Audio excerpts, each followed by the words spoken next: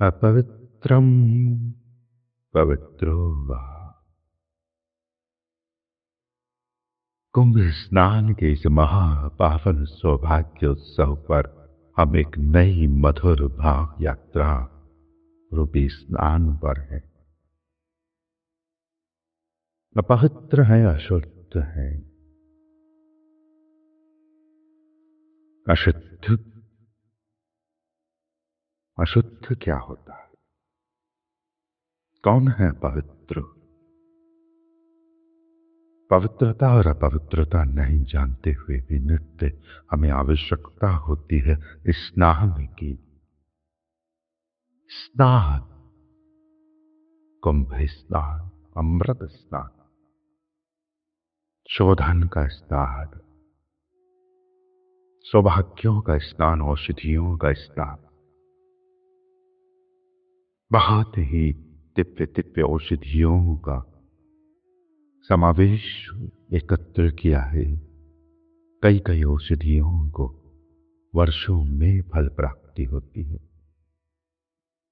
अनंत अनंत वर्षों को, ऋतुओं को, श्रृंगारों को एकत्र कर अभिसारित हुए इन्हीं तीर्थों की धाराओं में अमृत की मधुरताओं का वो महोत्सव कुंभ स्नान। चित्त शुद्धि क्या है? आवश्यकता है क्या स्नान की, चित्त शुद्धि की? जो स्नान है तन शुद्धि, माना जाता है न जल स्नान को तन शुद्धि।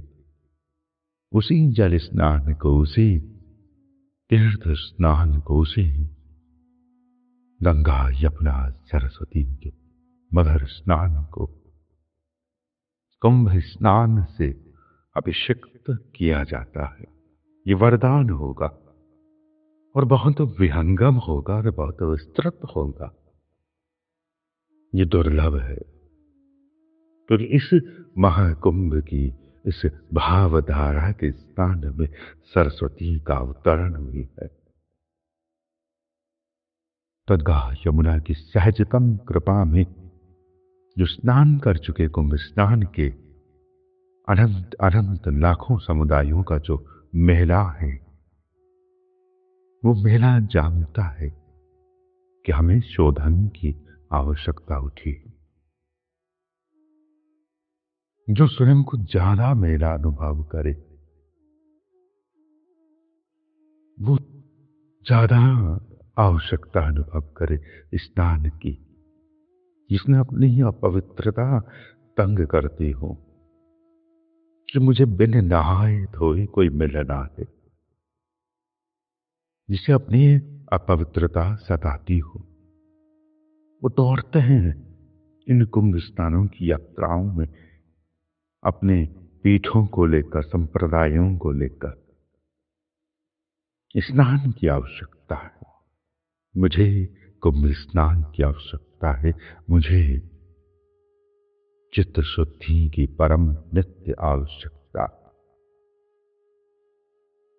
चित्त की शुद्धि का भले ही किसी को ज्ञान ना हो, पर चित्त की अशुद्धि का तो ज्ञान मानव मात्र को है, क्योंकि यदि ऐसा ना होता तो चित्त की शुद्धि का प्रश्न ही नहीं उत्पन्न था। ये प्रश्न उत्पन्न हुआ है अर्थात अशुद्धि अज्ञान है। मन परेशान हो गया है, मैला हो गया, ज्यादा मेला तन छूते हुए डर लगता है। ऐसे ही अपना मन मेला हो गया है, वो नहाना चाहता है। जब मन मेला होता है, ये चित्त जब मेला होता है, इस पर सब अशुद्धियों का अंबार मचल रहा होता है, तो वो जो स्थिति है वो शोधन करना चाहती है, चित्कारते हुए अपने प्रभु का, अपने इष्ट का नाम चीखते हुए स्नान करना चाहती। गंगा यमुना सरस्वती के महाकुंभ का अशुद्धि का अनुभव,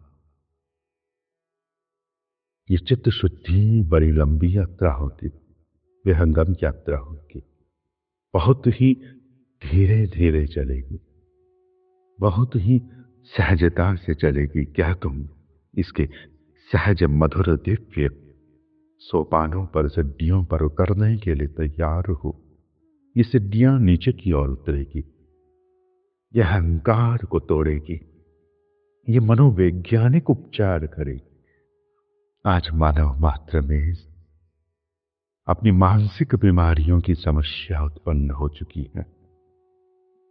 ये मानसिक बीमारियों से हमें छुटकारा चाहिए और इसका उपचार हम बना सकते हैं मिलकर, यूं इस चित्त शुद्धि का संवाद करके। क्योंकि मुझे ये अनुभव हो रहा है कि मेरा चित्त जो है वो अशुद्ध है। आओ मैं कुंभ स्नान करूं और कोई मुझे रोक कर दिखा। मैं रजनी स्नान करूं, मैं कुंभ में निवास करूं, मैं मछली बन जाऊं उस कुंभ स्नान की, तुम मुझे निकाल कर दिखाओ। इस कुंभ स्नान में स्नान करती हुई उस मीन को कोई निकाले, क्योंकि कुंभ स्नान महंगा होगा, अति शीतल होगा। एक एक डुबकियां बड़ी शीतलताओं से, मधुरताओं से, दिव्यताओं से, उज्ज्वलताओं से भीगी हुई होगी। मीठा पीकर छोड़ दे वाला बड़ा कठिन व्रत करता है। तो मीठा जो है शीतलता, मधुरता का, दिव्यता का, शोधन का, स्नान का, शीतलता का, जल में स्वाद है, मीठा ठंडा है, ठंडक भरता है, तनाव को, आक्रोश को, ताप को दूर करता है। अतः वो शीतलता जल की मीठी है। तो चित्त शुद्धि की यात्रा बड़ी कीमती हो सकती है। मनोवैज्ञानिक उपचार इसमें मिल सकता है। परेशान है मन कि क्या करें, क्या करें, क्या करें, क्या हो गया, कौन सी बीमारी है, कहाँ चल रहे हैं, कहाँ जा रहे। इस यात्रा को पूरी करने के लिए साहस जुटाकर कुंभ स्नान करता। कुंभ स्नान की ये भीड़ मानती है कि आवश्यकता है कुंभ स्नान की। जो पहले ही अमृत पी चुका होता, वो अमृत की बूंद कहीं गिरी, वहां गोते लगा रहा होता। ये अमृत की बूंद की आवश्यकता है।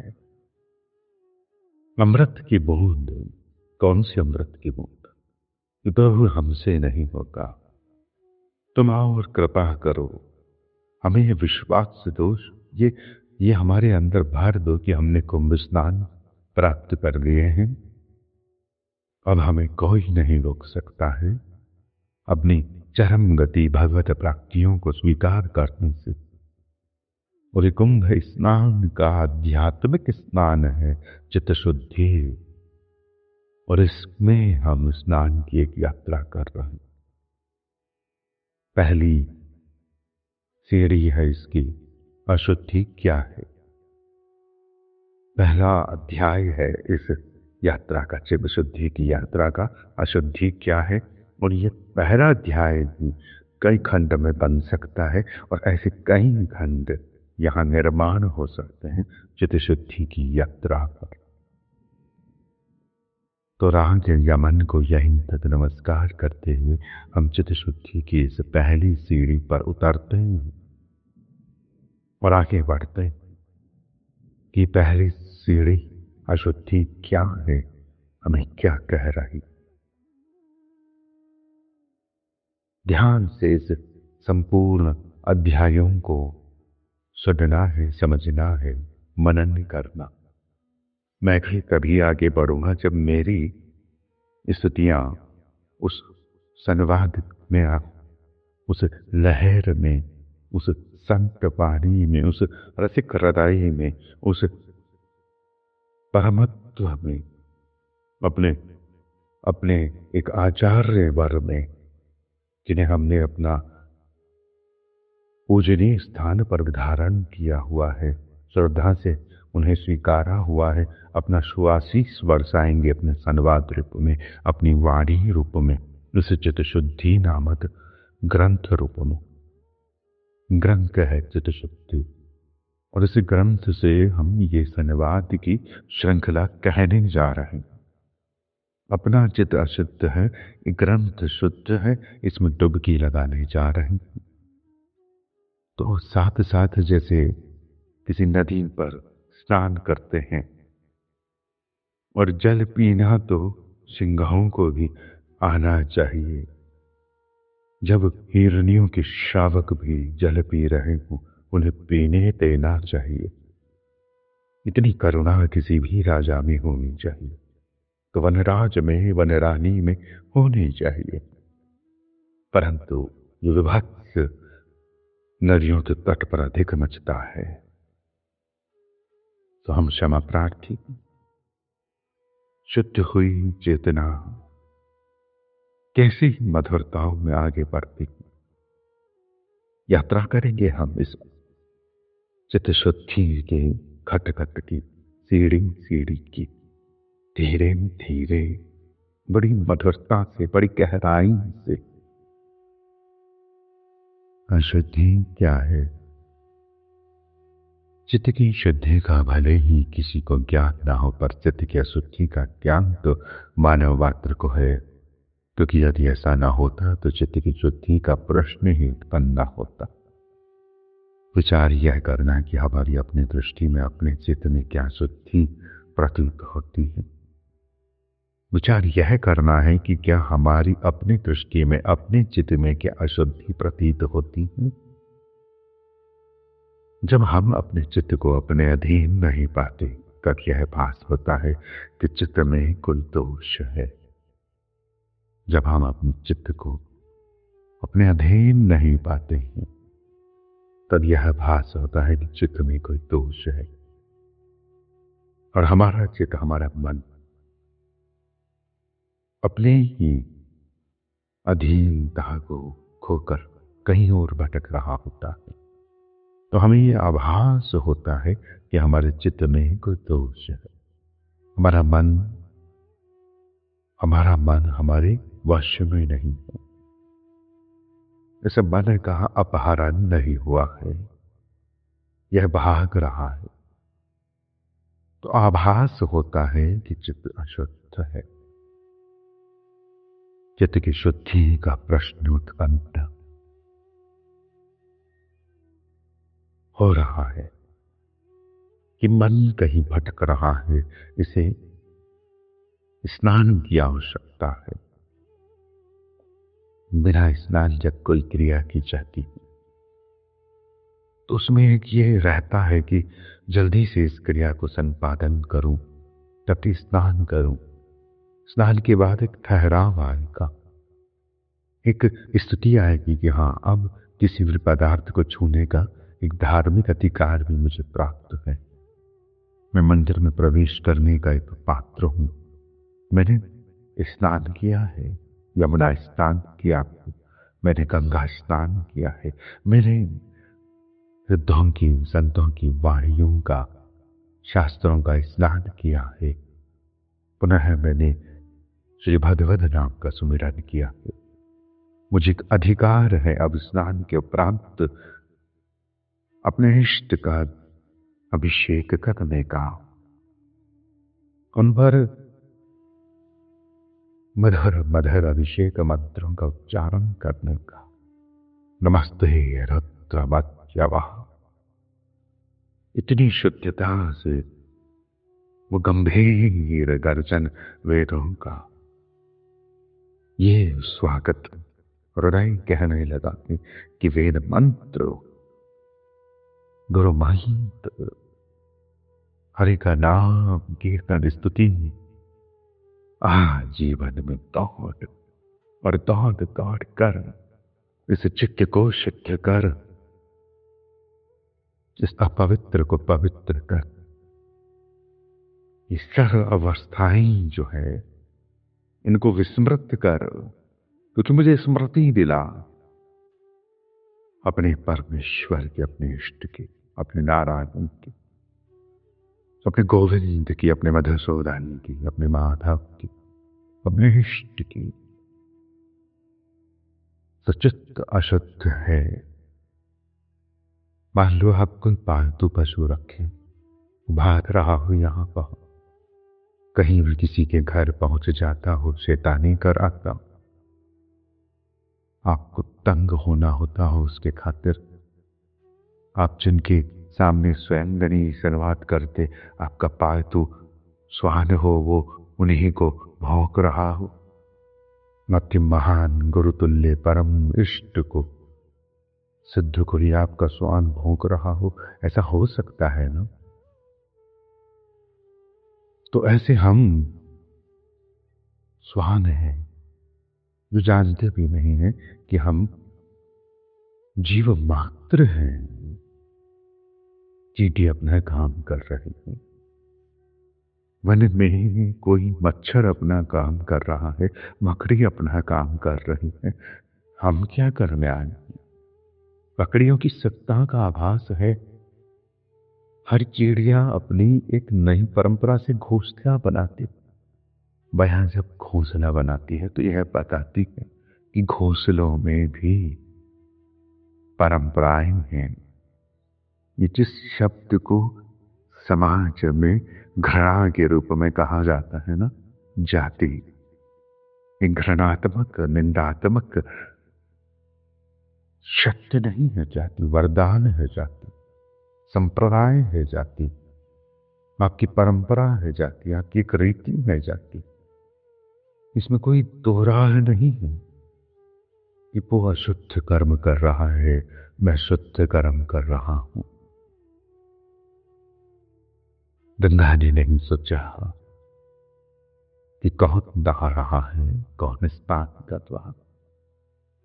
सहजता से ये नदियां अवसर देती है अपराधी को और कहती है जा पुनः प्रयास कर, अब तो शुद्ध है, अब अभिषेक कर। महाकाल का, विश्वनाथ का ये अभिषेक का सुआशीष कौन देता है? ये स्नान, ये तट, ये सरोवर, ये नदी, ये बहता हुआ अमृत कहता है आप स्नान कर। ये मंत्र अशुद्धि के आभास, ये हरि का दाव हमें शुद्ध करता है, पवित्र करता है, दिव्य करता है। यह उनकी समस्त लीलाओं के चिन्ह और उनमें स्वयं को चलाने फिराने भर से किसी धाम में हम गुड़क जाएं, बिखर जाएं, भिखारी बन जाएं, किसी मंदिर के, किसी चौखट के, किसी तीर्थ के, तो उद्धार हो सकता है।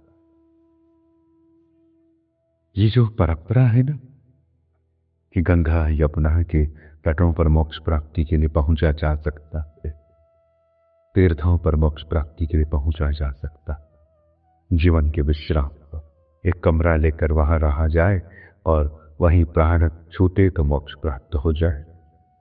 ये जो परंपरा है ना मोक्ष प्राप्ति, इसके मूल में एक चित्त शुद्धि भी है। तो जो मोक्ष प्राप्ति का एक मोह है, ये क्या है? कौन मोक्ष प्राप्त करना चाहता है? कौन स्नान प्राप्त करना चाहता है? किसे अपने पर विश्वास नहीं है, किसे आश्रय की परम आवश्यकता है। और आप देखेंगे कि बड़े से बड़े सिद्ध ऐसे नदियों के तटों का संक्रमण छोड़ नहीं पाते हैं। उन्हें वो सौभाग्य चाहिए ही चाहिए। कोई सिद्ध यह नहीं कह सकता कि मुझे गंगा यमुना की आवश्यकता नहीं है। सब छोड़कर भी लोग इस संमोहन की ओर दौड़ते हैं। यह कुंभ का मेला है, ये सामान्य मेला नहीं, सामान नहीं मिलता है इसमें अध्यात्म खिलता है, इसमें परमत्व की प्राप्ति होती है, इसमें अमृत बिखरता है, इसमें धर्म उछलता है, निर्मलीकरण बहता है। और इस स्थान पर के संवाद होना चाहिए मेरा मुझसे कि क्या मेरा चित्त अशुद्ध नहीं है? हाँ, मेरा चित्त अशुद्ध है, इसलिए मैं कुंभ कुंभ कुंभ स्नान को स्मृत कर रहा हूं। उसमें ही डुबकियां लगाने की इच्छाओं के स्वप्नों में भरा हूं। कितने दिन शेष है महाकुंभ को। ये कुंभ स्नान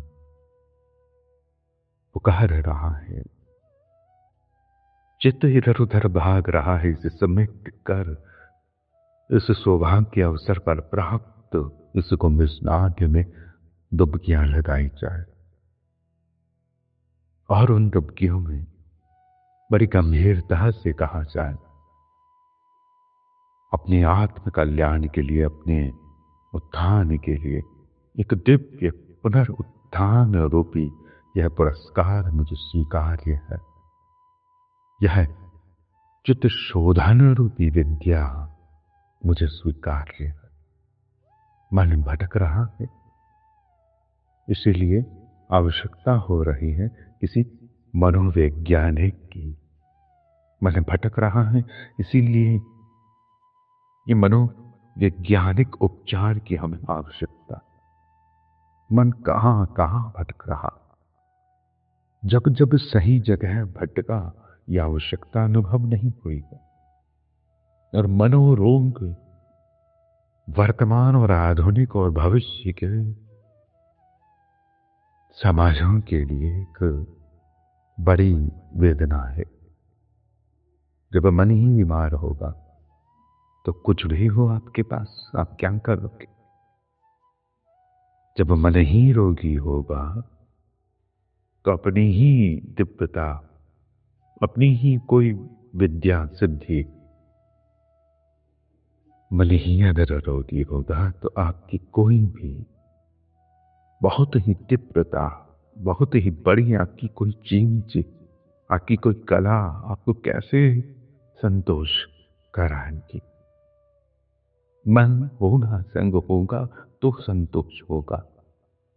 मन उड़ रहा है, इधर उधर भटक रहा है तो असंतोष है, और इस असंतोष से दोष के लिए आवश्यकता है। यदि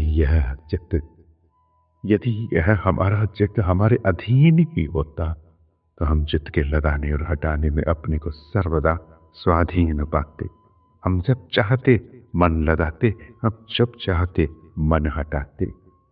ये चित्त, ये मन हमारे मन में नहीं है, ये हमारी मन की हमारा मन सुनता नहीं, हमारे मन की हमारा मन करता नहीं।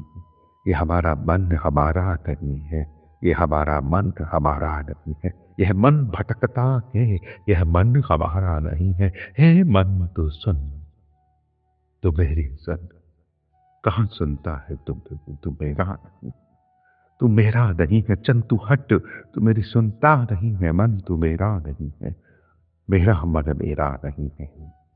मन मेरी सुनता नहीं है, मन मेरा नहीं है, मन मेरा नहीं है, ये मन मेरा नहीं है। चित्त हमारे अधीन नहीं है। इसे चित्त को लगाने और हटाने में हम सर्वदा स्वाधीन कहां? इस चित्त को, इस चित्त के इस जो अजीब सी आकृति का चित्त है, बड़ी ऐसी मधुरता से भरा हुआ ये फव्वारा, इसे पकड़ ना पाए हम, कहां उड़ जाता है यह सुगंधों का गुच्छा।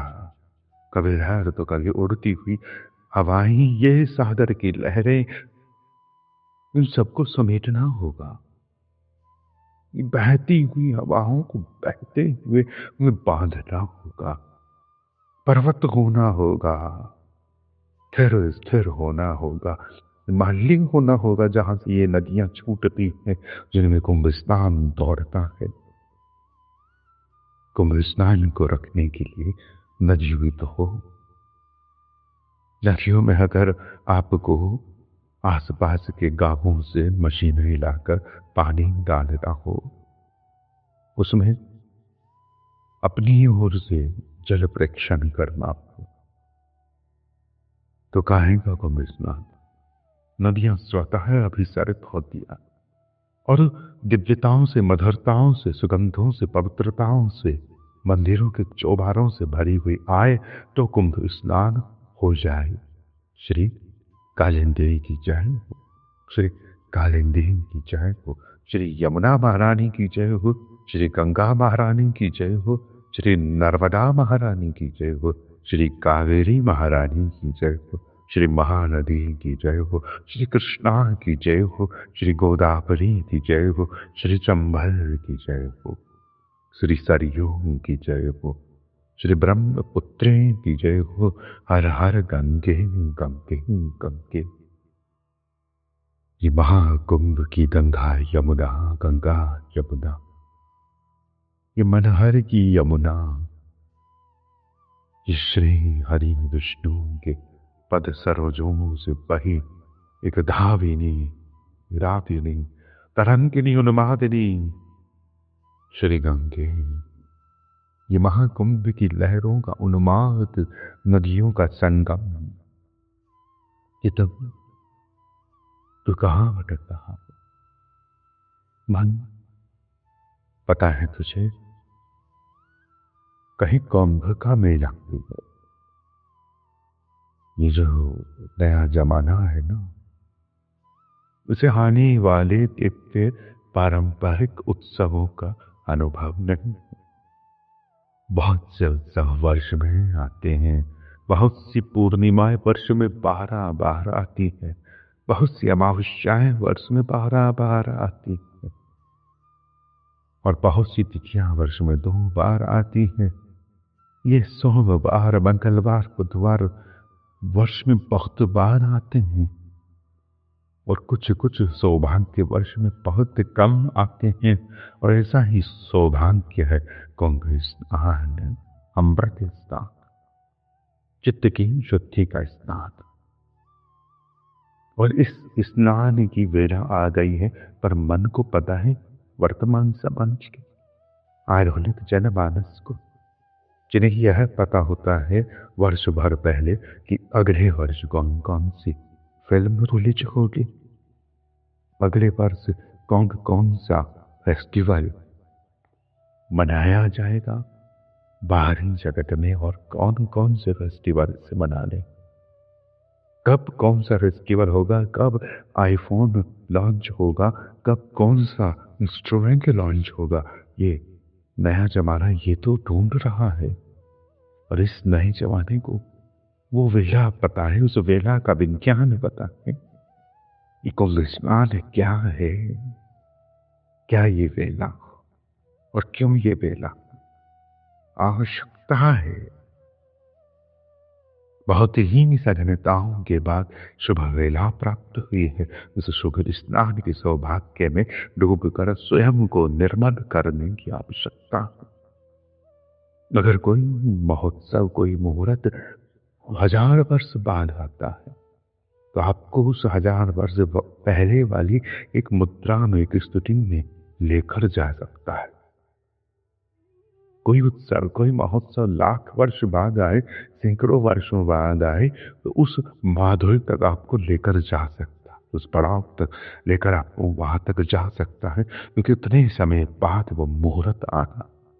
मुहूर्त तो बस मुहूर्त होता है, मुहूर्त बोलते बहता है, उसका आयोजन कहाँ कुल पूरा होगा। छोटी से छोटी पूजन एक मुहूर्त नामक इस शब्दकोश में समा नहीं सकती, क्योंकि जो परंपराएं आचार्यों ने बनाई है उसमें कई दिवस के अनुष्ठान बनते हैं। एक अनुष्ठान की पूर्णाहुति होती है तो विजयदशमी होती है। किसी ने नवरात्रा के पहले से स्थापना की हो, पूजन यजन की अपने इष्ट की, तो दसों दिन वो सावरण अपने इष्ट का पूजन करता रहेगा, और 10वें दिन जब पूर्णाहुति होगी तो विजयदशमी का उत्सव, से विजयदशमी का उत्सव प्रतीक है। पूरी राम ये न देखते, फिर विजयदशमी के मेले लगते तो समझ में आता कि हाँ, ये एक धार्मिक मेला है। पूरी राम लीला नहीं देखी, पूरा राम चरित्र हमने नहीं सुना, और हम केवल विजयादशमी को पहचानते हैं, उसके उस मेले को पहचानते हैं जहां रावण जल रहा है और हमको देखने का मन, क्योंकि हम मूर्ख हैं। किसी को जलते हुए देखकर हमको अच्छा लगता होगा, कोई भी हो वो, परंतु यह आसान नहीं होता। ये अपने भीतर का रावण जल रहा है और उसे आपके भीतर के राम ही दाहित कर रहे हैं। और जिस तरह से इस जलते हुए रावण को देखकर एक उत्सव सा मचता है, सुख होता है कि हाँ भाई, बुराई की हार हुई और सत्य की विजय हुई, तो जो सत्य है वो जीत गया, जो असत्य है वो हार गया। विजयादशमी का उत्सव आ गया, यह जानते हुए एक धार्मिक उत्सव कि आज फिर मेरी हार हुई, मेरी सरकार की जीत हुई। रावण हार गया, राम जीत गए। विभीषण प्रसन्न हो गया। हमारे मन का विभीषण कौन है? जिसने मन को पूरी तरह से बांध लिया, उसे भाई आदि आदि जाति समाज इन सब के मुख से परे सत्य के संग का अनुभव है, वो विभीषण। वो सत्य के संग के लिए, वो सत्य के संग के लिए पूरे समाज से, पूरे इस जगत से विपरीत खड़ा होकर राम के संग खड़ा होता है। जिसके राम विपरीत पक्ष में है, पर वो विपरीत में भी, जिसके राम विपरीत पक्ष में है और वो विपरीत स्थिति में पहुंच जाए, राम वो है। कोई राम को पहचान जाए तो राम को मांग जाए, राम वो है। मानते मानते हर संप्रदाय इस नाम तक पहुंचता है, राम वो है। राम जो कह जाए वो पवित्र होने के सौभाग्य का घूंट पी जाए, अमृत पी जाए। ये कहा जाता है ना कि नाम अमृत है, तो जो नाम अमृत को अमृत मानता है, वो हर अमृत को नामामृत मानता है। वो हर अमृत को नामामृत मानते हुए, पीते हुए, अपने आचार्य परंपरा के नामामृत को पीते हुए, अपने इस हृदय के विजय उत्सव को प्राप्त करते हैं। कौन सी विजय का उत्सव? सत्य के दंड की प्राप्ति हो जाए, चित्त शुद्ध हो जाए। हर कोई विभीषण नहीं हो सकता, मन बांध नहीं सकते। ये मन दौड़ रहा है, क्योंकि मैंने कहा ना कि मेरा जमाना जानता भी नहीं है कब कौन सा उत्सव आना है, कितने वर्ष उपरांत और कौन कौन से उत्सव आने शेष हैं। अब ये बातें कब सुनाई देती हैं। कुछ समय पूर्व ऐसे समाज में हम रहे जहां नित्य प्रति धार्मिक संस्कारों और उत्सवों में उनकी एक माधुरी का सौभाग्य अनुभव करता हुआ जो जीवन रहा है, सहज ही वो पवित्रता के अनंत अनंत अमृतों को चखता रहा है। उस जीवन को स्वतः ही आचार्यों के संग से, सिद्धों के, ऋषियों के, तपस्वियों के संग से प्राप्त हो जाता है कि आने वाली एकादशी कब है, पूर्णिमा कब है। जो मंदिरों के आसपास भटकता है वो यह जानता है कि कुंभ स्नान कब है, कौन सी ऋतु, कौन सी तिथि पर कौन सा उत्सव होना है। यह पहचान होने लगती है।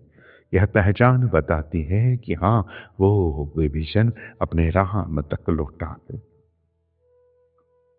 अपने राम तक लौटता। ये जगत उपहास को तब भी करता है उस विभीषण की, और आज भी करता। पर ये विभीषण जानता है कि मैं शुद्ध होना चाहता हूं, अपने पूरे कुल का कल्याण करना चाहता हूं। ये अनर्थ हो जाएंगे, स्वाहा हो जाएंगे इतने ऋषियों का अपराध लेके, तो उनके यज्ञ, उनकी तपस्या, उनका भाव, उनका भजन, उनकी साधना को भंग करेंगे तो कोई भी अपराधी कितना भी अपराध करता है, जब तक ही क्षम्य है, जब तक कि वो किसी यज्ञ को खंडित ना करता हो। पर कोई अपराध जब यज्ञों को खंडित करता हुआ उनमें ताड़का और मारीची की तरह खंडन करता है, तो विश्वामित्र आदि ऋषियों के हृदय में इस यज्ञ के पुरुष, यज्ञ भगवान, यज्ञ स्वरूप, महायज्ञ परिणाम स्वयं राम के पास जाकर उसी यज्ञ की रक्षा का एक स्वांग खेलना होता। समस्त यज्ञों की रक्षा के प्रतिफल है श्री राम, और उसी राम को बुलाकर यज्ञों की रक्षा कराई जाती है। यज्ञ रक्षा इतनी अनिवार्य है कि राम करते हैं। राम करते हैं यज्ञों धर्मों की, इन इन मेलों की रक्षा, इन उत्सवों की रक्षा, इन कुंभों की रक्षा। ये कुंभ के मेले जो है ना,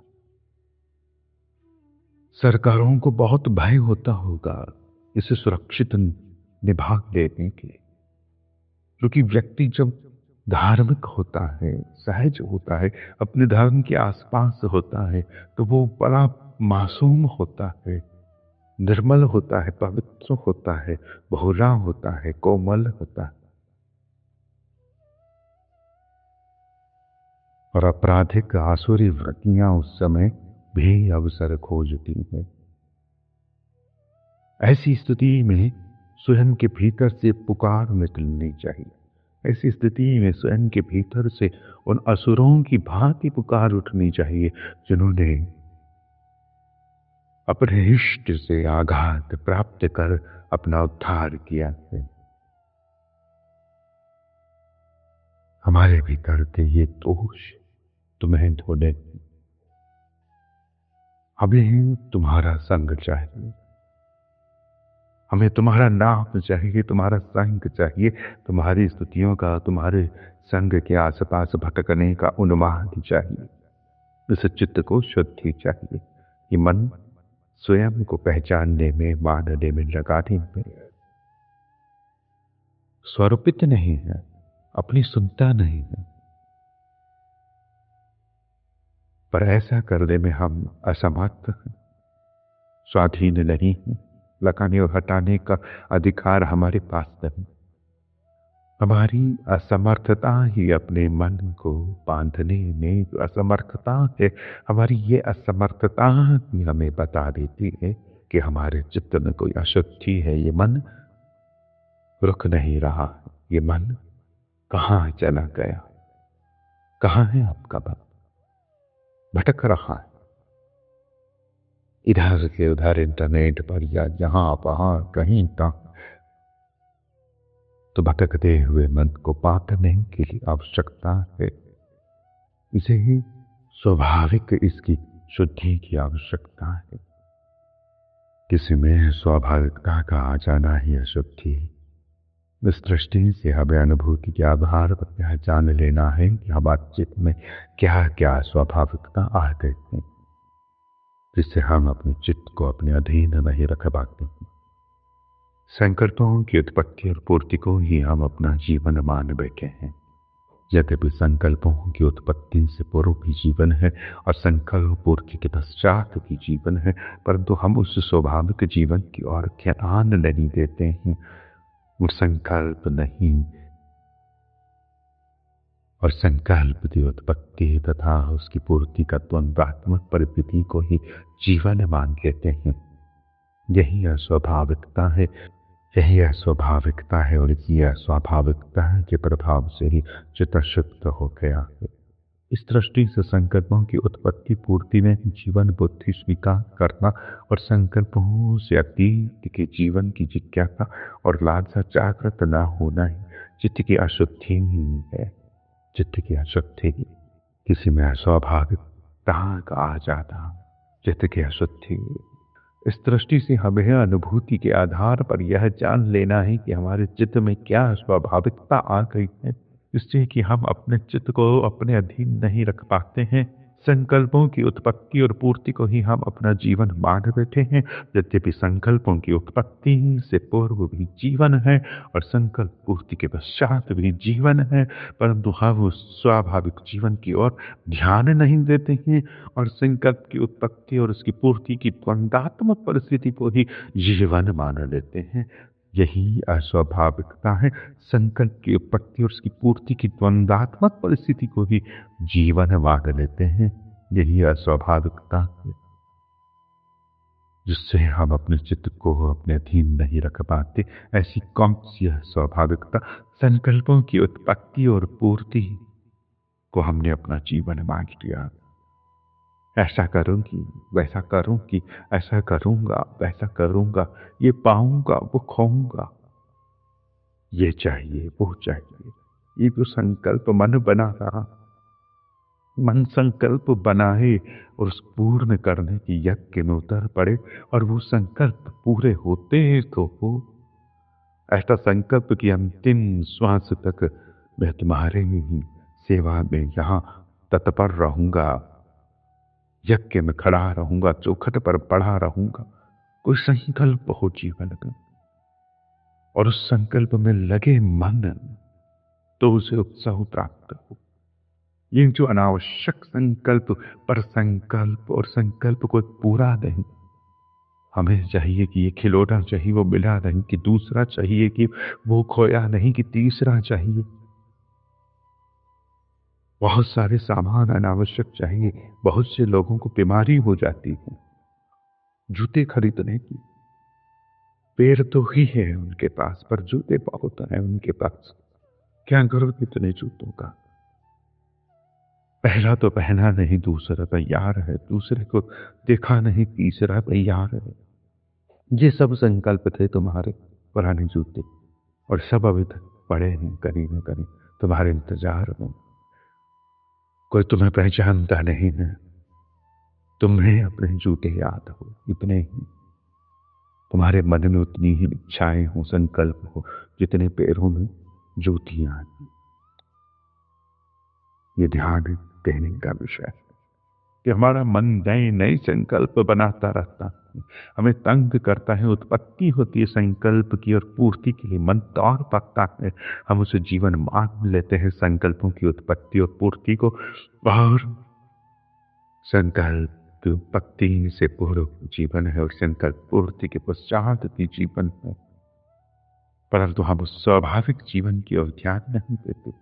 एक बालक किसी वस्तु के लिए रोता है, उससे पहले भी वो खेल रहा होता है। उस वस्तु को प्राप्त करके उसे कहीं छोड़कर पुनः कहीं खेलता है, तो भी वह उस वस्तु के बिना खेल रहा होता है जिसके लिए वो रोया है। भूल जाता है उस वस्तु को जिसके लिए वो पहले रोया है और दूसरी वस्तु से खेलने लगता। ये संकल्पों की उत्पत्ति और पूर्ति में जो मन फंस गया है, विषयों में, कामनाओं में जो मन फंस गया है, इसे शोधन की आवश्यकता है। मैं अपनी बात कर रहा हूं, मुझे चित्त शुद्धि की आवश्यकता है। संकल्पों के इस चक्रव्यूह से निकलने की आवश्यकता है और स्वाभाविक जीवन में इस चित्त शुद्धि के इस सोपान को पूर्ण करने की आवश्यकता। इस वस्तु से पहले भी जीवन था, इस वस्तु के बाद भी जीवन है। ये जो वस्तु है जीवन रूपी नित्य, इसे पहचानना है। इसी में ही अपने परमेष्ठ का दर्शन है। जहां यह मन फंसना है, अपने इष्ट का अनुभव जहां यह मन बहना है, तो ये जो जीवन है उस जीवन की ओर ध्यान नहीं देते। कौन नहीं देगा? किसे नहीं पता चलता है कि कब पिछला कुंभ आया था। पूछा जाए हम में से किसी से कि पिछले 10 वर्ष में आए हुए कुंभों के वर्ष और कहां कहां कौन कौन सा कुंभ हुआ, बताओ, तो हम नहीं बता सकते। हमें याद नहीं। क्यों याद नहीं? क्योंकि हमारे भीतर बहुत सारे प्रश्न आए, हमारे भीतर बहुत सारे संकल्प आए और गए, ये तो पता ही नहीं कि कब कुंभ आए और गए, कब कोई उत्सव आया, कब कोई ऐसा पावन सौभाग्य आया। कई लोग खुद पागल हो जाते हैं कि आज दीपावली है, आज होली है, आज कोई त्योहार है, उन्हें पता नहीं होता। वो अपने उसी ही चक्रव्यूह में लगे होते हैं, इस चक्रव्यूह से भरे, जिसे तुम कहते हो ना हम तो काम में व्यस्त हैं। तो इस काम की व्यस्तता के ही जीवन नहीं, इस जीवन की व्यस्तता के भीतर त्योहार भी है। वो पूर्व काल में जो बड़ी क्षणिक प्रणालियों से कार्य होता था, एक चूल्हा जलाने के लिए बहुत सारे स्वांग करने होते थे।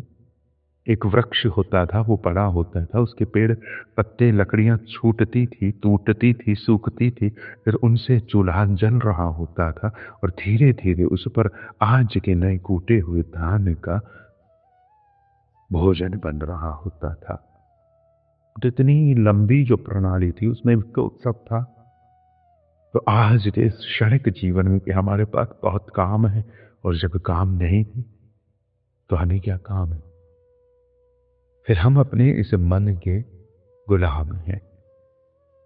ये मन हमें गुलाम बना रहा है, हमें व्यस्त बता रहा है। हमें चित्त शुद्धि की तत्काल आवश्यकता है, चित्त शुद्धि की तत्काल आवश्यकता है। पहला संकल्प हो कि मैं स्नान करूं, और स्नान करके मैं भजन करूं, ध्यान करूं, सुमिरन करूं, नमन करूं। ये स्नान, ये ऋतु स्नान, ये मास स्नान, सबसे पहले आप उठे और उठते ही आपका प्रथम सौभाग्य है कि हम प्रयास करें कि तुरंत से तुरंत स्नान हो, और स्नान होकर अपने इष्ट का भजन करें। आहा, यह बड़ा सुंदर। जैसे आज कोई उत्सव है, धार्मिक उत्सव है, तो भी धर्म के लिए, अपने नियम के लिए, अपने भजन के लिए, अपने अध्यात्म के लिए हमने जीवन का प्राथमिक सोपान कर दिया है, स्नान कर लिया। स्नान करने की तह दी है कि चलो चलते हैं, तीर्थों पर चलते हैं, स्नान करते हैं, और उन्हें सजाते हैं, उन्हें तंग नहीं करना। तीर्थ स्थलों को, इन पावन नगरियों को, इन नदियों को सताना नहीं है, ये शुद्ध करना है और हमें शुद्ध होना है। हम अशुद्ध हैं और हमें पता ही नहीं कि हम शुद्ध होने के लिए नदी के तट पर पहुंचे हैं। इसका पता जब चलता है, जब नदी के भीतर से हमारे खाए पिए हुए, तिरते हुए ये जो प्लास्टिक आदि पदार्थ मिलते हैं, कागज आदि मिलते हैं, तीर्थों पर, नदियों पर बिखरे हुए, तो कहते हैं वो बिखरा हुआ कचरा तो हम छोड़कर, कूड़ा छोड़कर तो हम लौटते हैं, तो कूड़ा कहता है कि हमको पता ही नहीं कि हम आए क्यों थे। अगर हम नहाने आते तो पेड़ी को धो नहीं जाते। हम नहा गए और पेड़ी पर मिट्टी है, धूल है, ऐसा नहीं हो सकता। हम नहाए जिस पेड़ी पर, वो पेड़ी निर्मल है, नहाते नहाते चिकनी हो जाएगी पर सुंदर होगी, उज्जवल सी होगी, उस पर कोई बिखेर नहीं होगी। तुम नहाने से पहले काई तो छिड़काओगे, ऊपर गिरे हुए पत्तों को तो थोड़ा इधर उधर छिड़काओगे। तो ये जो तुम स्वांग कर रहे हो, शोधन का ही कर लो, यही स्थान है। जो नदी के शोधन के लिए आया हो वो स्नान कर रहा हो, और नदियों के शोधन में जब अमृतों की सुगंध आ रही हो, जैसे माँ के, तो आपने बहुत सारे औषधियों का अमृत घुटक लिया है। औषधियों का गर्मा गर्म शीतल मधुर तरल औषधियों का महामधुर आसव आपने पी लिया है।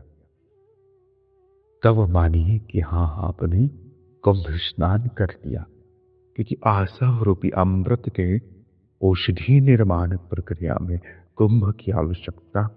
कुंभ औषधीय तत्वों का, अमृत तत्वों का निर्माण करता है, आसव निर्माण करता है। अरविंदासम करके कमल के फूल का एक आसव आता है।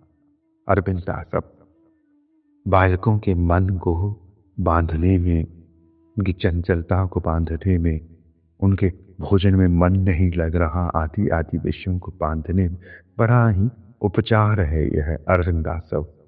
भोजन में मन लगाएंगे तो शरीर अपनी क्रिया करेगा।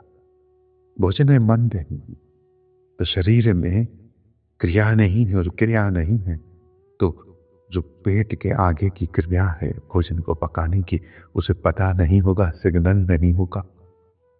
मस्तिष्क द्वारा, मन द्वारा, चेतन द्वारा, तो फिर वहां तरंगे ऐसे खेलेगी नहीं, तो पेट में कीड़े हो सकते हैं। और उन कीड़ों का उपचार अरविंदाश्रम जैसी दवाओं से होता है। ऐसी और भी औषधियां हैं। मैं औषधि का प्रयोग बता नहीं रहा हूं, मैं वैद्य नहीं हूं, मैं बस ये बता रहा हूं कि वैद्य जन ऐसा परामर्श देते हैं और वैद्य के परामर्श से ही कुंदवात को ग्रहण करना है। इस चित्त शुद्धि में किसी भी तत्व के उपचार विषय को हम कहते हैं तो हम उसका यश गा रहे हैं। हम ये नहीं कह रहे कि आप उसे ग्रहण कर लें। आपको कौन से उपचार की आवश्यकता है, यह आप अपने एक दिव्य वैद्य या डॉक्टर के संरक्षण में आप स्वयं को स्वस्थ रखने के लिए नित्य तैयार रहेंगे, तन मन प्राण। तो संकल्पों से थका हुआ जीवन हमें कहता है कि कुछ अस्वाभाविकता घट रही है। ये द्वंदात्मक परिस्थिति, ये थकान, ये अजीब सी द्वंदात्मक स्थिति की संकल्प की उत्पत्ति और पूर्ति, पूर्ति हुई कि नहीं हुई कि संकल्प की उत्पत्ति और पूर्ति, और इस द्वंदात्मक परिस्थिति बारंबार ये चक्रव्यूह से अस्वाभाविक जीवन की जो प्राप्ति होती है, और इस अस्वाभाविकता से चित्त अशुद्ध हो गया है। संकल्पों की उत्पत्ति और उनकी पूर्ति की द्वंदात्मक परिस्थिति को अपनी जीवन मान लेना अस्वाभाविकता है, और इस अस्वाभाविकता के प्रभाव से ही चित्त अशुद्ध हो गया है। इस दृष्टि से संकल्पों की उत्पत्ति पूर्ति में ही जीवन बुद्धि स्वीकार करना और संकल्पों के अतीत के जीवन की जिज्ञासा और लालसा जागृत न होना चित्त की अशुद्धि है। संकल्पों के अतीत के जीवन की जिज्ञासा और लालसा जागृत न होना चित्त की अशुद्धि है। मैं अभी अपने चित्त के शोधन प्रणाली में आपको वो जुगल रस का सुख देने में असमर्थ हूं। ये शोधन है, स्नान हो तो अधिकार हो, और स्नान होने के उपरांत ये जो अधिकार है, यह अधिकार देता है कि चित्त शुद्धि के इस सोपान में अभी समय लगेगा चित्त को सिद्ध होते अपने स्वभाव को, अपनी स्थिति को प्राप्त करते करते, और इस यात्रा में तनिक विश्राम करते हुए हम आज सुमिरन करते हैं, कीर्तन करते हैं, पुकारते हैं अपने प्राणों को और प्रयास करते हैं कि वे आए, चित्त शुद्ध हो। बिहारी बिहारी बिहारी बिहारी वृंदावन। श्री वृंदावन, श्री वृंदावन, श्री वृंदावन, श्री राधा माधव, श्री राधा माधव, श्री राधा माधव, श्री वृंदावन, श्री वृंदावन, श्री वृंदावन।